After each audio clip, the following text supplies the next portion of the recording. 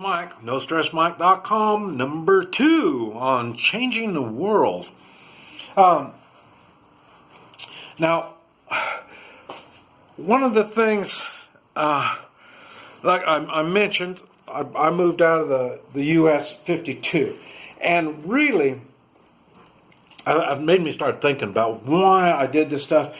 Going through different stages in life. I've made videos talking about different stages, but I know one thing. At 52, I realized I really couldn't do a lot. I was so limited in the United States. Don't forget, I was born and raised as an American. I know I can do anything. I didn't have to whine about my ethnic background, whatever it is, I didn't have to talk about all that crap. I knew that the world isn't equal. The United States is no different. Now, they say, well, it's equal right. It's bullshit. That's people that want to control you are the ones that say equal rights. The equalness, and I made a video talking about that, the equalness is when we're born equal. And we make choices. And these choices is what makes it so we're not equal to everybody else. I've talked about working. I can't work with people because I do twice the work as everybody else. And they get offended because I make them look bad. Well, they choose not to work so hard. I choose to work harder. So that's what I'm talking about. We make these choices.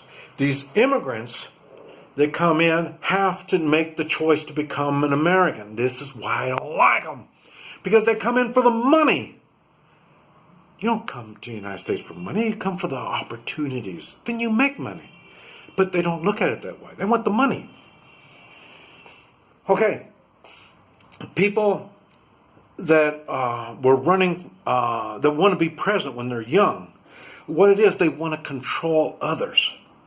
And if you are a successful business owner, I'm going to say this, I'm going to be putting myself out on the line on this, but I would say a successful business owner doesn't tell all of his people, this is what you do. No. A successful business owner tries to find the work that his employees enjoy doing and do a good job at it. Because that's going to make the business successful.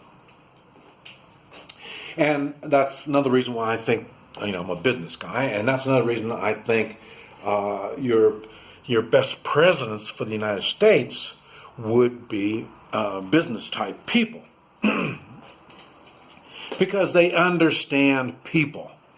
They're not, and then what you're going to be calling is, you say, well, they're slave owners, because, our forefathers were slave owners. No. It doesn't quite work that way. But that's a whole nother video. But anyway, fast forward another 200 years, these people want to treat you like a slave in the way they want to tell you what to do. A good business owner doesn't. And this is the thing, that's when I said I was going to run for president, because I understood all this stuff. And I've been out of the country at that time long enough where I could clear my mind and go back to the United States ready to kick ass, ready to get this shit straightened up. The corruption was so bad and so out of hand. Now, I could stop the corruption in my local areas. I could do that. And why? Because I had the business sense to see what was going to happen and start getting in positions to do it. I've made videos talking about how to take control of your local communities.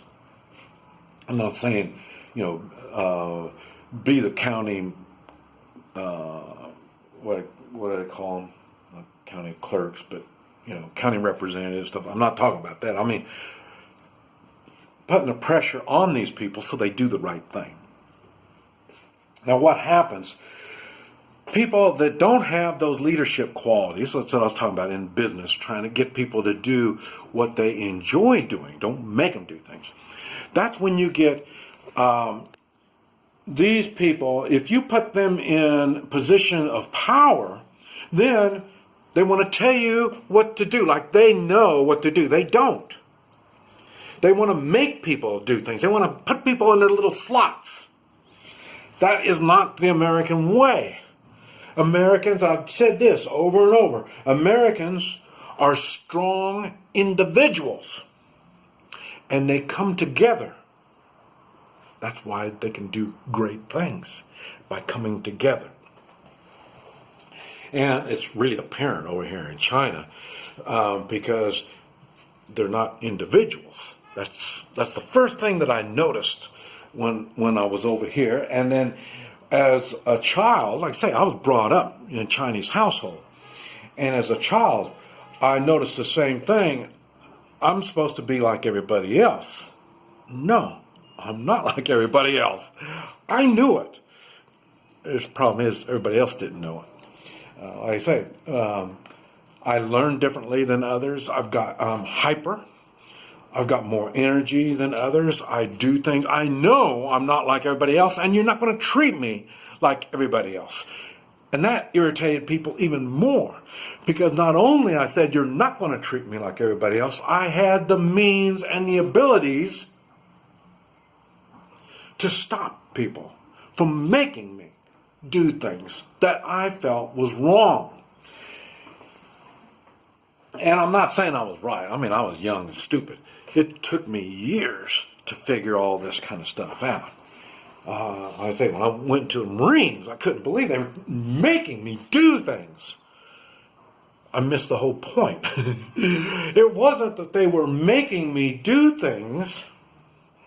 They were only making me do one thing. They were making me take personal responsibility. Yes, they made me do certain things, but taking personal responsibility, I would get out of these by giving that to somebody else, and I'm moving to another position. That's what I did in the Marines. That's where I learned you don't have to do this stuff, but you have to be good enough to be able to get somebody else to do the job that you're supposed to be doing. And now the next job I'm going to be doing is not going to be easier. But I went from the frying pan to the fire. but like I say, it doesn't make any difference. It taught me all kinds of stuff. And so, in other words, I didn't want to grow up and be the President of the United States. Just like George Washington, he didn't want to be the president, or he didn't want to be the president, and they wanted to make him king, and he said, no way, this is what we tried to get away from. We don't want that type of an attitude. We are strong individuals, and we come together to do amazing things. That's the whole idea on people, and he was a businessman. But that's the idea. When we try to change the world, we don't try to change the people. We change the attitude of the people. And there's different ways of changing the attitude. I've talked about that, and I've got videos talking about leadership. And in combat, because that's an extreme, but it's really apparent. In combat, if I can make anybody do anything in combat. Okay, there's two ways of doing it. One is I'm going to beat the hell out of you or kill you. You're going to do it. And then everybody else is going to say, yeah, I'm going to do it, Mike. Okay. And that's the fastest. But you don't gain loyalty. That's because, why don't you gain loyalty? It's because you are making people do things they don't want to do. Now Now, the thing that takes time is learning what it is these people enjoy doing and they're good at doing it. And then you have them do that. And when they do that, you have their loyalty. They will do things because they want to. And this is, and you're thinking, boy, you're talking so crazy. This is what we've gone through. We've gone through Clinton, Bush, Obama. These are people that are making us do things. Okay, as screwed up.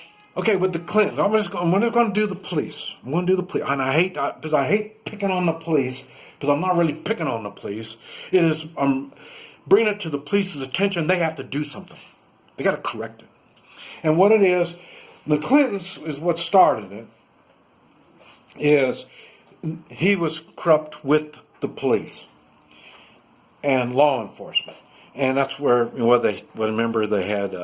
All the files on all the senators just happened to be under the president's control. Oh yeah, personal FBI files. So don't tell me, So he already had it. Okay, and then Bush, he got into it, and it's even worse. And then they record all of our electronic communications. For no reason. We haven't done nothing wrong, but they're doing it. Okay, so that's even worse. And then Obama comes along. And then he starts he just starts ripping us apart. Our Constitution, ripping our rights apart, our morals, our values. Why?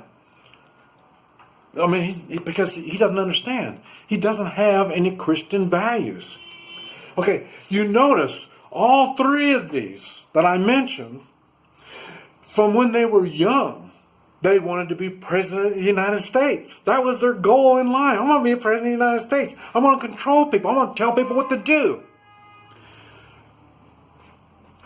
That's what I'm talking about. Now, with President Trump, what he's doing is he's unleashing the strong individuals. And when he does that, these strong individuals are going to come together. And they're going to do things. And you can't do it fast. And remember I was talking about being mean and nasty? Some people look at him as being mean and nasty. And then the rest of us, mean and nasty? It's not mean and nasty. Sounds pretty sensible to me. And I wish somebody would have been doing this a long time ago. We wouldn't have all these goddamn problems. So in other words, he is allowing us to be who we are, providing we're good people. And the people that aren't good, they find it offensive. The people that want to limit us find all this offensive. But like I say, this is America. The whole world finds America offensive. And just reason compared to their world. Oh, man. Let me see. Let me see how much more I want to cover on this. Let me think on it. We'll see if there's going to be another part 3 or not. This is Mike, NoStressMike.com.